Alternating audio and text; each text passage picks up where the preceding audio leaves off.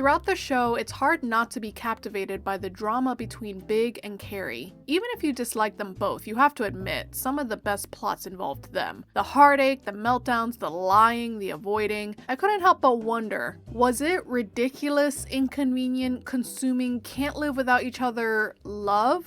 Or Limerence? Hello there and welcome to my channel where I analyze and talk about TV shows that I like. Around here, the curtain is blue for a reason. There's always a reason. Let's discuss. When it comes to relationships, sometimes there's so much complexity that people turn to pop psychology to try and get some answers for how and why people act the way they do. The Myers-Briggs personality types, the 5 love languages, the attachment theory. The term pop psychology is usually used to describe concepts that are way too oversimplified or just plain unproven or misinterpreted. However, the concept of limerence rings true for a lot of people, and I'm here to argue that in Carrie's case, it wasn't love for Big, it was limerence. But what is limerence? It's defined as a mental state, not a mental illness, that's an important distinction, of being madly in love or intensely infatuated when reciprocation of the feeling is uncertain. While you are in this mental state, which can last years, for example, the individual struggles with intrusive thoughts and the idealization of the loved one. If the feeling is seemingly reciprocated, it's paired with ecstasy. If not,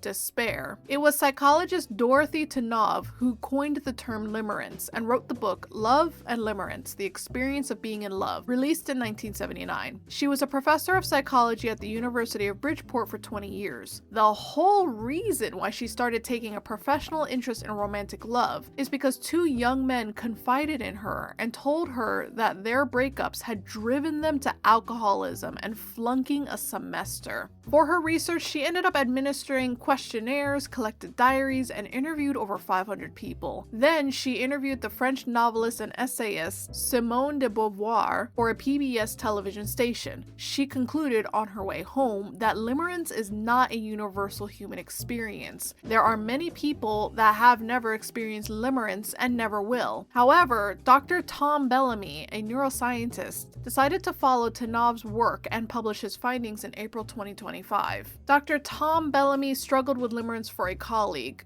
someone other than his wife. Not wanting to betray his marriage, he researched this feeling heavily and made sure to never tell the colleague what he was feeling. He found, quote, "Under the right conditions, activation of the arousal, reward, and bonding systems in the brain can make one person become incredibly romantically potent. They become the primary source of reward in the limerence life because they trigger an extraordinary natural high. If barriers or uncertainty prevent the open expression of these feelings and the limerence persists unresolved, those same neural systems can be driven into a state of supernormal activation that resembles an addiction." Most people are familiar with the idea of sex, love, or pornography addictions. In the same sense, limerence can be understood as addiction to another person. Their company really is intoxicating. He decided to tell his wife everything that he was feeling, and it turns out she also struggled with limerence at one point in her life. They were now able to work together to find a solution by testing methods for overcoming this infatuation, freeing themselves from this limerence state. It included limiting contact with the person that holds your heart, deliberately spoiling daydreams, and focusing on the negatives. But it wasn't just mental exercises either. Dr. Tom Bellamy created a blog, Living with Limerence, which I will link in the description along with all of my sources, and he participated in honest discussions about his feelings. Through this blog, he ran a survey through a market research firm, and this survey suggested that 50 to 60% of the population have experienced limerence, and about half of those people have had it so badly that the addiction damaged their lives. He states, "Limerence is equally common in men and women, whatever their sexuality, but there is one group that seems to be especially prone to the experience, those with an anxious attachment style." Pretty much every video that I've done concerning Carrie, there's about a dozen comments stating that Carrie very obviously has an anxious attachment style. But just because she has an anxious attachment style doesn't mean she experienced limerence with Big. Based on what we could see in the show, let's see if Carrie ticked all of the boxes. Tanav states that the components of limerence included, but not limited to, intrusive thinking about the limerent object,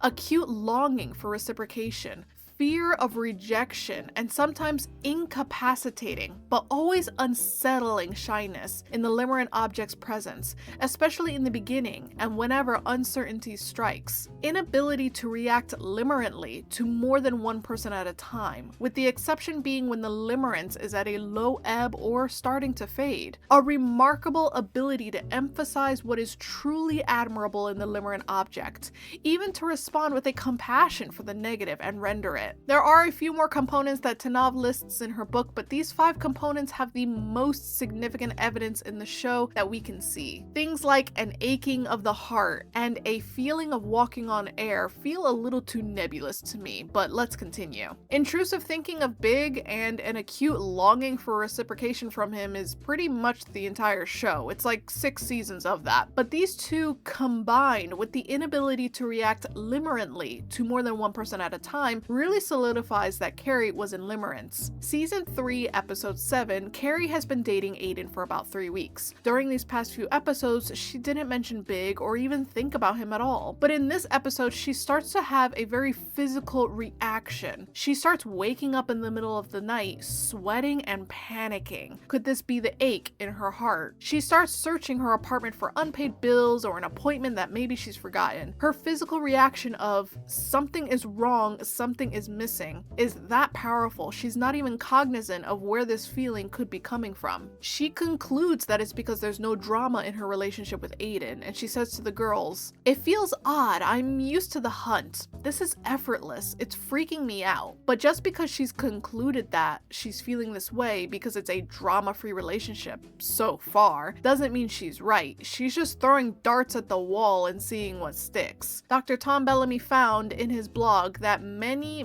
users who joined the discussions said something along the lines of, "Oh my god, so that's what I'm going through? Yes, I'm not crazy. I'm not alone." You could be in the depths of limerence for years and not even know you're in it. I mean, how could you? Who is talking about this concept besides random YouTubers and TikTokers? Only a handful of books have been published discussing this concept, and if you've never even heard of the book or the term, there's no way you would know any of this. In the beginning of Aiden and Carrie's relationship, contact with Big was pretty much nothing until he butted his head into the relationship. Carrie was following Dr. Bellamy's steps to curing her limerence without even realizing it. Contact was limited, there was none, and instead of focusing on the positives of Big and daydreaming about him and yearning for what they had or could have, she started to focus on the negatives. In that same episode, she says, "Do you remember how Big used to keep me away from his mother like I was some kind of leper, and how pissed it used to make me?" The irony is, Aiden's acting exactly the way I wish Big would have behaved, and I'm behaving just like Big. Throughout the entire show, Carrie really doesn't say anything negative about Big.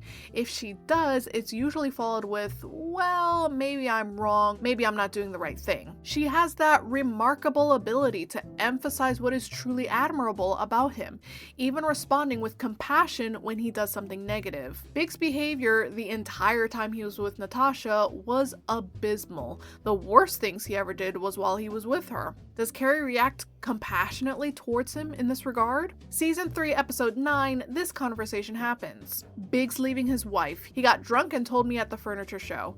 He said it's not working out. Then he leaned in and said, "If you know anyone who's interested." Didn't you feel like punching him? No, it was too sad or something. She wasn't disgusted or annoyed with the way he acted. She felt compassion for him, despite everything he had done up until that point. Putting Big and Natasha aside, Big jilting Carrie is definitely one of the most horrible things he ever did to her. And how does Carrie react to this?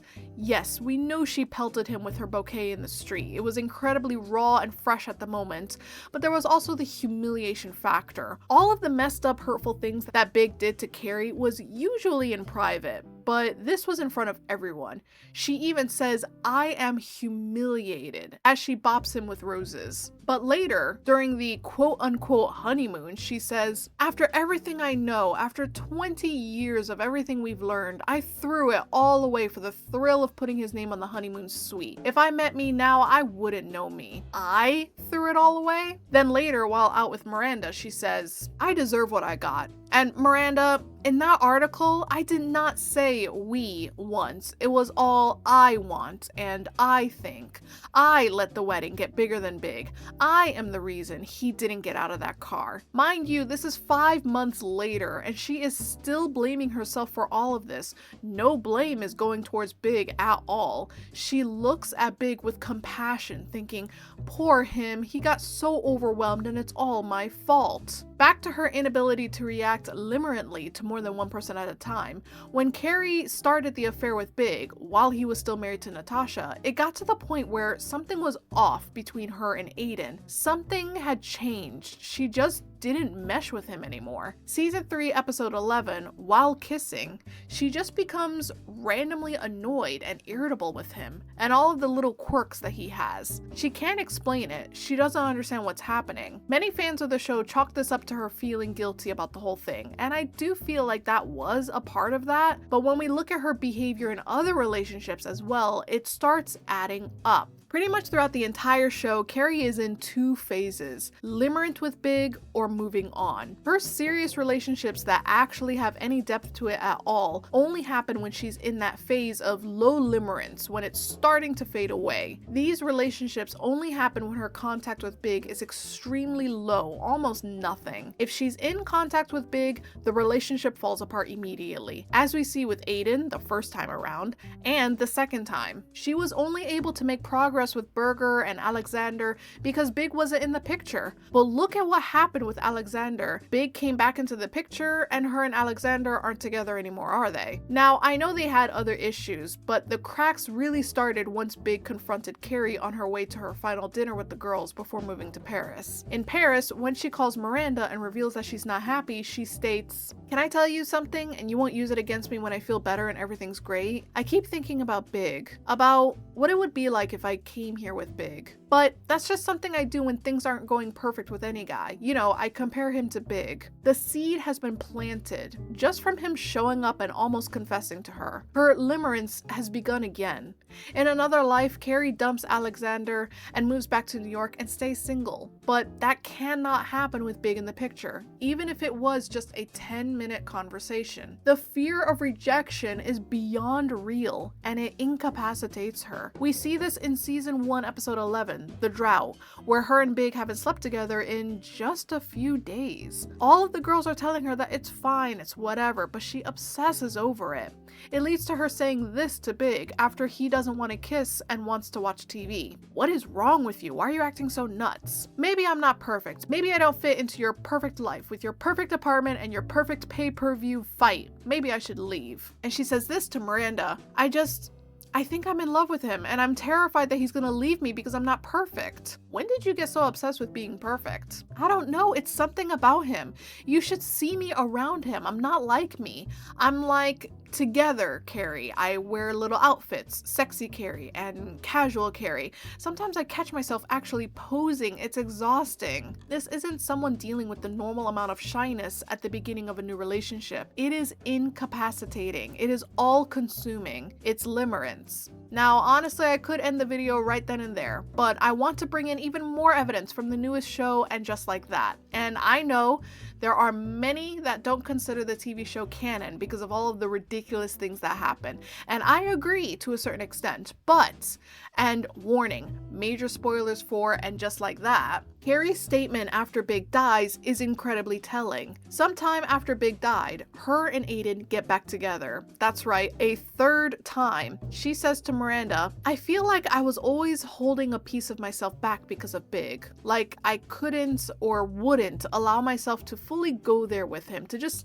feel this connection with Aiden. I'm just wondering, was it always there and I just didn't want to accept it? And Miranda, was Big a big mistake?" Now, I understand grief is incredibly gruesome, so maybe she just said this as a way to make it easier for her to move on. Or maybe she was left with this horrible aftertaste because of the money that was left in Big's will for Natasha. Both of those things would be valid, but in combination with all of the other limerence checkboxes, it really starts to paint a picture, doesn't it? Now that the connection has been permanently severed and there is no physical way for Big to come back into her life and reignite the limerence, this feeling of waking up and looking back on all of those years is finally dawning on her. Was it ever love? I actually do think there was a huge chunk of time where the relationship between Carrie and Big wasn't limerence, it was love. We just never got to see it. In the second movie, Carrie and Big are now married, they're living happily ever after, but the limerence begins to fade a little. It leads to Carrie cheating on him with Aiden. Once again, Aiden is back in the picture.